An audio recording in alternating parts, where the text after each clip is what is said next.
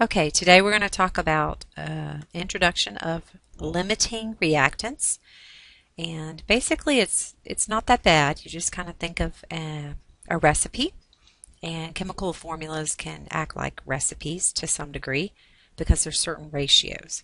So let's look at this recipe here for chocolate chip cookies. Okay. In this recipe, everything has to have a certain ratio. You wouldn't have, if you added, for example, 5 tablespoons of salt but left all the other ratios the same, your cookies would turn out very salty. So in this case, you have this recipe and everything has to be in a certain order. And let's look at limiting reactants from this point. Let's say you have 7 eggs and 3.5 cups of flour. Now this assumes that you have excess of everything else. So if it doesn't talk about everything in the equation, for example, just look at what they give you. Okay, so they have 7 eggs and 3.5 cups of flour, and they want to know what's the limiting ingredient and how many cookies can you make. So let's start. Let's assume that we could use all 7 eggs. So we want to use all of the eggs and find out how many cookies could you actually make. Well, if you follow this recipe here, for every 2 eggs, you make 5 dozen cookies. So I'm going to put my 2 eggs down here and 5 dozen. My recipe tells me this relationship between eggs and cookies. Okay? So our eggs cancel. It's good just like before. And when you do the math, you get 17.5 dozen cookies. Okay? That's how many you could make if you used all the eggs. Let's try it if we used all the flour. Okay, so if we used all 3.5 cups of flour and we followed the recipe, again the recipe up here tells us that for every 2.25, so we're going to use the decimal here to make it easy for us in the calculator. 2.5 cups of flour will make 5 dozen cookies.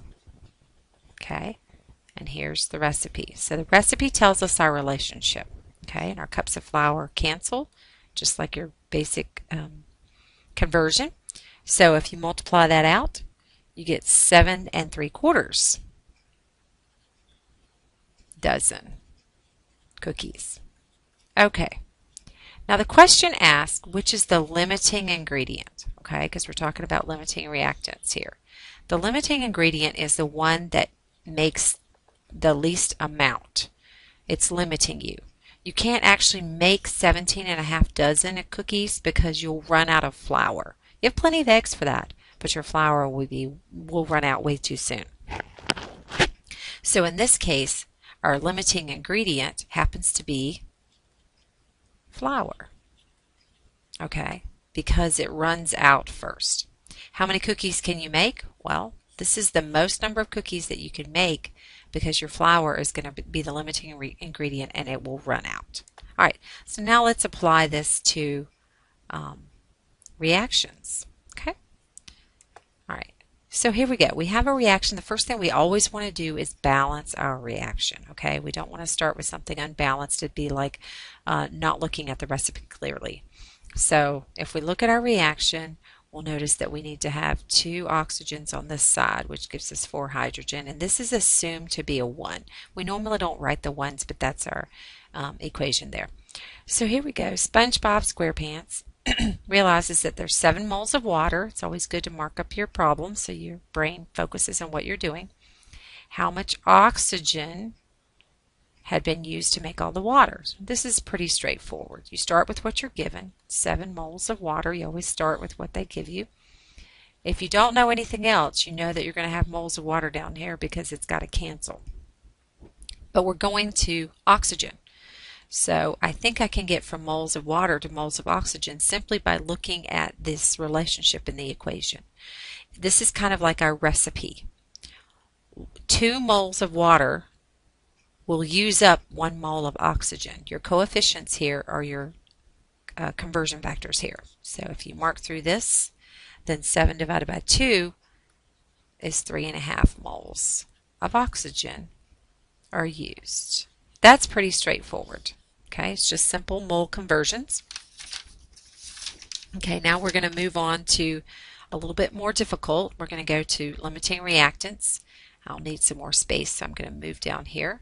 Okay, SpongeBob is curious to see if he can make some extra water to have in his home. He manages to collect 5 moles of hydrogen and 3 moles of oxygen from the sea. Okay, which gas will be limiting, and how much water can he produce, and which gas will be left over, and how much extra. Boy, there's a lot of things to do there. So let's start off. Okay, if we used up all 5 moles,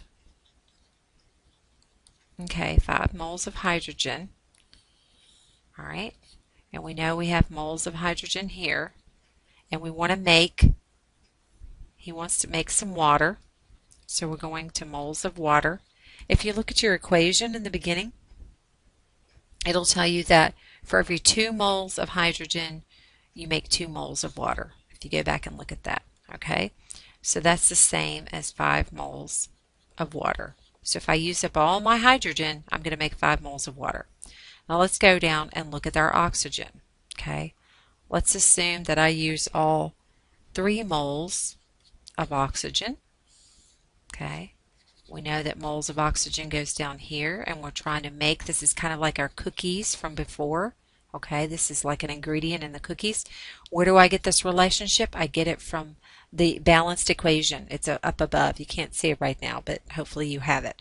Okay, for every 1 mole of oxygen, I'm going to make 2 moles of water, okay? And that's from the equation from above. So when you balance or cancel these out, 3 times 2 is 6. Okay. All right, so the first question is, which will be limiting? Well, which one's limiting us? Clearly this is large, so this is our limiting reactant. So our limiting reactant is actually hydrogen, because that's the one that runs out first. Our excess reactant becomes oxygen because we have extra. We could have made more water with that if we had had enough hydrogen to go with it. The water produced is always what's going to be produced from the limiting reactant. So the water produced is 5 moles. And then our leftover. Now this becomes a little tricky. The leftover means how much leftover oxygen. Okay, you didn't use 3 moles of oxygen, you used something less. So if you start with, let's start with this. If you start with what you actually produced and use your mole ratio, okay, how many moles of oxygen do I need to produce moles of water? Okay, so 1 mole of oxygen will produce 2 moles of water from our chemical equation. All right, and so 5 divided by 2 equals 2.5 moles of oxygen were used. How did I get that? I made 5 moles of water, and basically I worked my way backwards. It's sort of like with the cookies.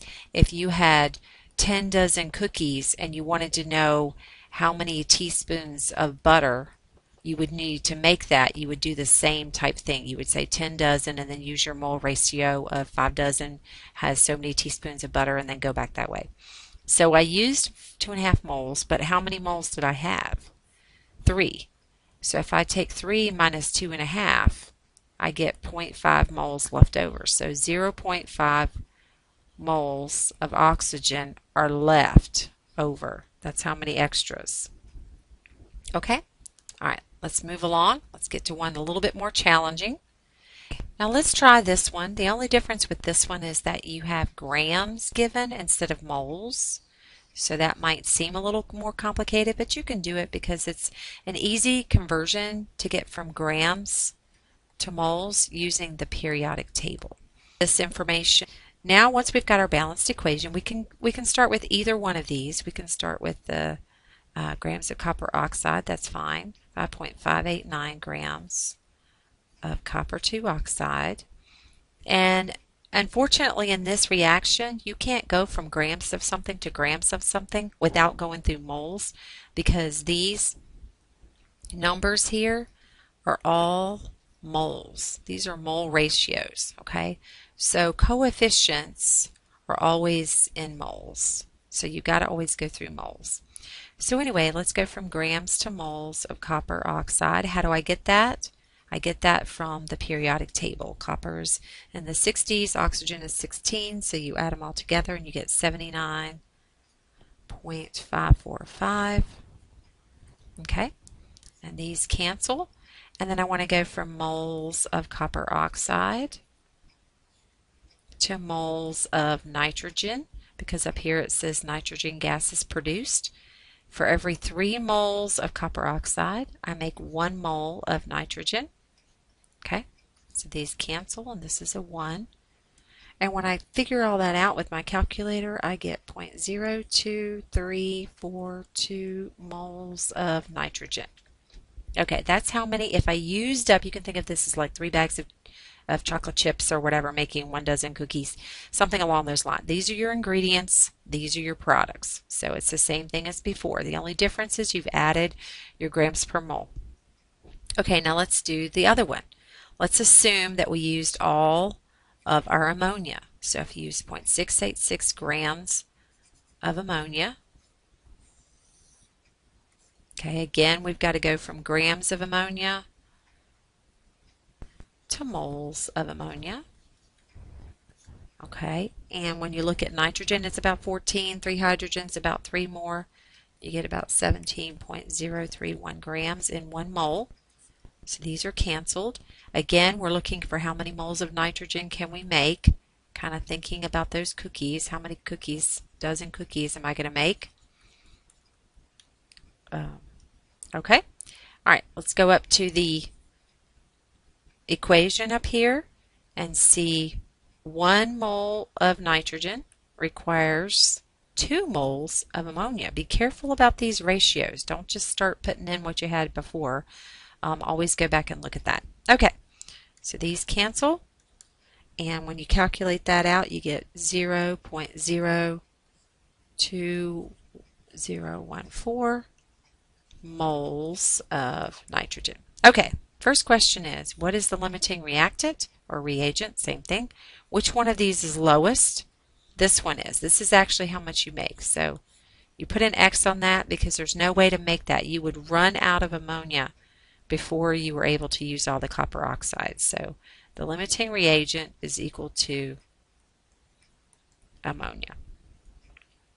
Okay, what's in excess? Well, clearly the copper 2 oxide is the only thing left, and how much of it is left over? Okay, well, since we're not going to make this, I'm going to go ahead and erase it so that we can use this space to calculate something useful. Okay, so here what we've decided is that we're going to make 0.2014 moles of nitrogen. Well, you ask, why do you start with that? Well, the problem is we're trying to figure out how much, if we want to know how much is left over, we got to figure out how much we use, right? So if we're given an amount and we subtract what we use, then we'll find out what's left over. That's basically what we're doing. We have the given amount of copper oxide. We need to figure out how much we used for this recipe, okay? It's sort of like working backwards.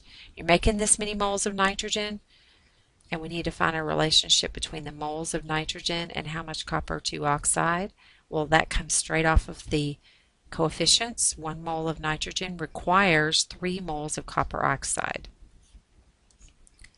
But they didn't give you moles of copper oxide, they gave you grams. So we're going to go ahead and convert our moles back to grams of copper oxide to make our life a little easier when it comes to calculations. So this is 79.545. So when you calculate this out, multiply all the numerators out, you get 4.806 grams of copper oxide was used, okay, in order to make this amount, because you're going to use up all your limiting reactant. It'll all be gone.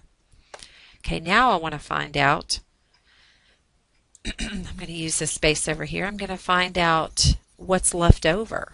Well, first, I'm going to take what I had, 5.586, that's how much I was given, that's how much I started with, subtract 4.806, that's how much I used in order to make this product, and when I'm done, I get that I have 0.6